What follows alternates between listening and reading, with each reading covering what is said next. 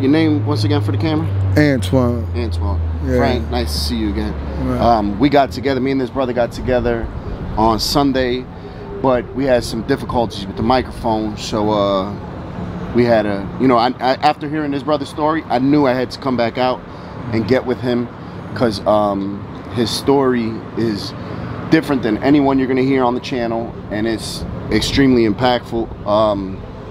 And like I told you, I commend his brother for his honesty, because I know a lot of people couldn't have been as honest as he was. So my day was good. Yeah. Had a good day at work. I go to schools and speak to kids, so I had a school to go to speak to kids about the dangers of drugs and all that stuff. So that was my day, and then That's what's up.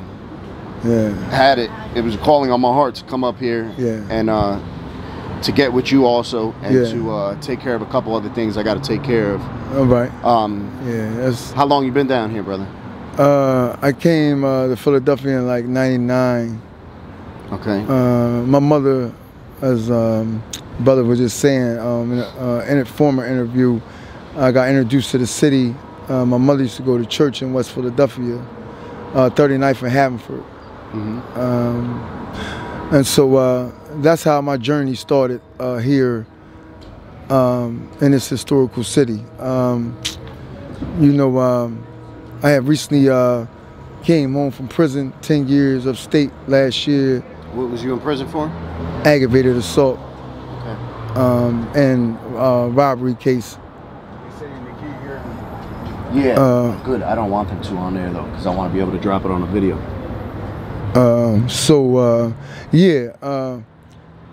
Did 10 years upstate. Unfortunately, during that time, some things, happened that was traumatizing. I lost. Go ahead. I'm sorry. I lost some loved ones. A dear cousin of mine. To the streets, or was it just to an accident? Drunk driving. Drunk driving. Yeah, he got hit by a guy that was under influence. So yeah, man. Here I am in this city, man. I'm trying to survive. I'm an addict, man. Been shooting heroin for the last. Started off sniffing, but been shooting for the last. I say about 10 years. Okay. Doing what I need to do to survive and to maintain my addiction. That being said, I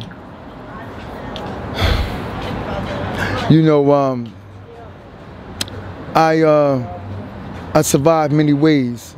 One of those ways is male prostitution. How did you get into that? A friend of mine, when I was down and out, on my luck, didn't have really nowhere to turn, turned me onto an escort service. How long ago? This really started before I went to prison in 2008. Okay. He, said to me, and study robbing and all that, you can make some fast money doing some sexual favors. That wasn't something that I would ever, dream of doing or even had in mind at the time. But it sounded feasible and something that keep me from doing crimes that would land me in jail for long periods of time. So now, before that, had you ever had relations with a man or anything like that, or was that? I'm gonna be honest. I'm gonna be real. I did. In fact, I did. And the reason for that being is not to push any blame, but I grew up in a household where I didn't know it then that it would affect me, but my mother, for some time in her life, had dealt with a woman. Okay. When me and my brothers was just young. So I was exposed to that homosexual lifestyle at a kind of a young age. And so I by my own tuition, you know, got involved with some guys, you know, here and there. At first it was experimental, and then, you know, I actually started messing around. You know, at that time it wasn't for money or anything. It was, you know, me just, I don't know. Like I said, my mother had, you know, dealt with a woman, and I was curious. Yeah. You know, I was a teenager. I was curious, and that's you know, that was that. Moving on, you know, the years took me from that to, you know, selling drugs a little bit, but a monkey can't sell bananas, you know, so. That's true. You know, it wasn't long before I started like engaging with cocaine. It's funny because, you know, most start off with marijuana and stuff like that, but I had started smoking lace joints, you know, laced with marijuana and crack. You know, I did that for some time, moved around a little bit, you know, traveled, you know, out of state, Delaware, Baltimore, here in Philly, and because I didn't have no role model in my life, you know, I had some, you know, keeping it real, I had some men come in my life here and there that was positive, but overall I didn't have no positive role model. So I latched on to what I thought was, you know, men that I wanted to be like. Yeah. Men that, you know, in my eyes, that was somebody. Consequently, these men were not men that I should have been following. But in, you know, as a young man, I went on and for years searching, you know, trying to be like this one and that one, only to find out that I was losing myself, you know, daily, slowly, you know, not understanding my own identity. Around 2001, I lost my mother, and that shook me to the core, because we never really knew each other. Like, again, my mother was an addict herself, though she got herself together, but by that time I was a grown man. So that went on for some time of me trying to connect with my mother, understand, you know, what drove her to using drugs and stuff like that. Moving on, like I said, I came to Philly about '99, but I would go back to Delaware to visit my grandmother, go down Baltimore to visit some relatives in Maryland, and you know, I went to prison for aggravated assault because I stabbed the guy I was sleeping with. That was my lover. I got seriously involved, and you know, I was embarrassed. So I told my family some other things that was just not the truth. Behind the situation? Yeah. Okay. But the truth of the matter is that it was like a domestic thing? Yeah, we were involved, and he wasn't faithful, and I ended up stabbing him up, and they gave me 10 years. During that time in prison, you know, I didn't really have nobody, and those that I did have, me being so far away from home, it was hard to get visits and stuff like that. And so while in prison, I started doing sexual favors as well. Again, I didn't set out for this to happen. I didn't set out for me to engage in these things. Yeah. But, you know, I was lonely and didn't have nobody. And doing time here in upstate Pennsylvania. And so for many years while in prison, I engaged in, you know, having sex with different men to maintain. to get things like commissary and stuff like that. I also got high while in prison on subs. That's a big thing in prison. You know what I'm saying? Yeah. And so, as you know, my story goes on. By the time I was halfway through my sentence, things had got real hectic. You know what I mean? I didn't receive letters too much anymore. Again, I didn't really have nobody was able to come see me, and so I just began to fall into a deep depression. And when you combine that with other things I was going through, I just didn't care anymore. And you know, like I said, I got involved with a few men. Didn't use protection, that kind of stuff, which is dangerous. For people that don't know, a lot of men go to prison and get involved with other men, and to come home with diseases such as HIV and infect their kid's mother and stuff like that. You know, contrary to popular opinion, it's more prevalent than a lot of people know. Yeah. I don't have any children, so I didn't have that to worry about. I came home in 2018. When I came home, went to see my grandmother in Wilmington, Delaware, stayed there for a while. Because I had been away for so long, it was hard for me to integrate back in society. So when I came home, I did seek out to get a job, to get on welfare, you know, general assistance or government, you know, assistance. I tempted down that path for some time, but you know, again, it was difficult for me to kind of like, you know, get myself incorporated back in society. Before you know it, I was back using again, you know, heroin, sniffing, you know, started back sniffing again. And at first, I hid it, you know what I'm saying, from my family.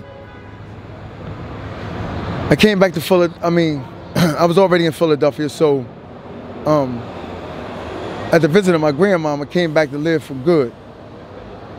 And since being here in Kensington, I, you know, been back prostituting myself because I shoot up, you know, and you know, this is just the life that, you know, I choose to live, you know, and it's just very difficult, you know, it's hard, you know what I'm saying, out here in these streets. You know, rape go on, you know, girls getting raped, young boys getting tricked out. You see that a lot with the young guys coming down here?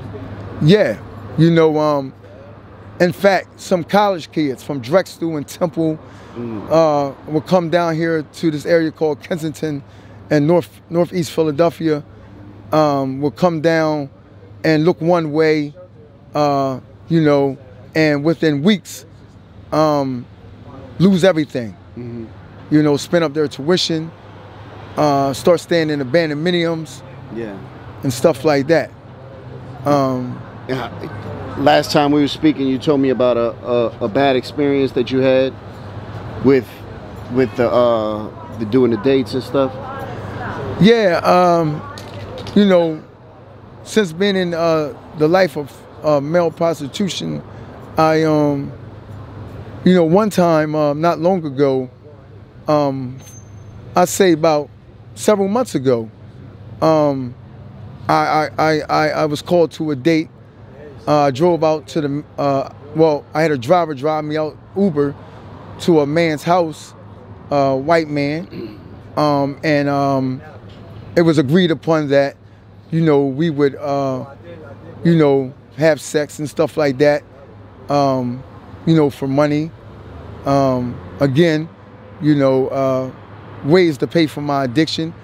so I wouldn't be dope sick. So me and this man got together, and there were some things that he wanted to engage in that I never engaged in. But nevertheless, I wanted to make sure that I wouldn't be dope sick, you know? So I agreed to some things that normally I wouldn't, and that was bondage. He wanted to tie me up and all that. You know, again, I was hesitant, but I was desperate. And being desperate drove me to agree. And he tied me up, and while he tied me up, he tortured me. You know, he began to smack me around, light candles and hold them over top of me, let them drip, you know, and burn on my back, on my chest. The situation was real scary because while he was doing these things, he admitted that he was a racist and that I wouldn't make it out alive out of his house. But somehow I talked to him and I talked him down, and he ended up releasing me. But by the time he released me, I had candle scars all over my body from him dripping candle wax on me. And you know, I'm sorry that happened, brother. That's something that like I said at the beginning in our last interview, that I commend you for your honesty and your willingness to share those type of stories, because the average man won't share those type of stories. You know what I'm saying? And I think it's important, like you were saying off camera, that it's important that we share the ugly just as much as we share the beautiful, to keep people from coming down the same path and making the same mistakes. Yeah. You know? Yeah, I agree. I agree with you. You know, a lot what a lot of individuals don't know is that, you know, this drug game, and not just the drug game, but the lifestyle in general, look glamorous from one looking from the outside.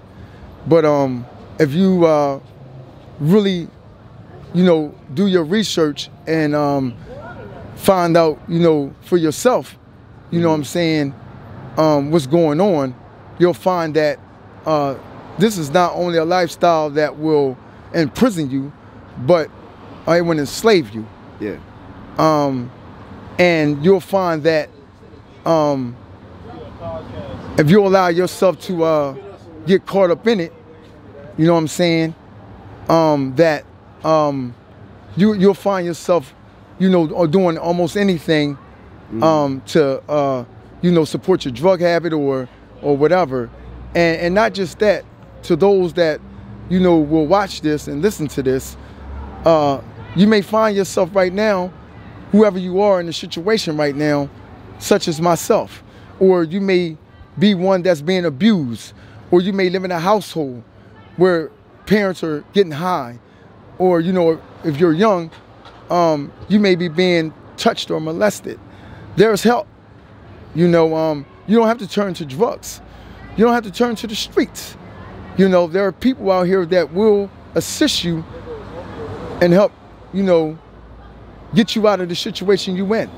But you got to ask for help. You can't let fear captivate you. You know what I mean? And had I known what I know now, I would have, you know, I would have reached out long ago. But now I find myself, you know what I'm saying, day to day, trying to, you know what I'm saying, muster up the courage and the strength to reach out and let somebody know that, you know, I need help. So that's the first thing that you would recommend somebody do, is to get help? Yeah. Speak out, right? Yeah, pick up the phone. You know what I mean? Absolutely. There's hotlines, you know, there's counselors, there's many people that will show you how to come out, you know, especially if you're young. Young ladies, young man, you know, you don't have to turn again to drugs or the streets. There is a way out, you know.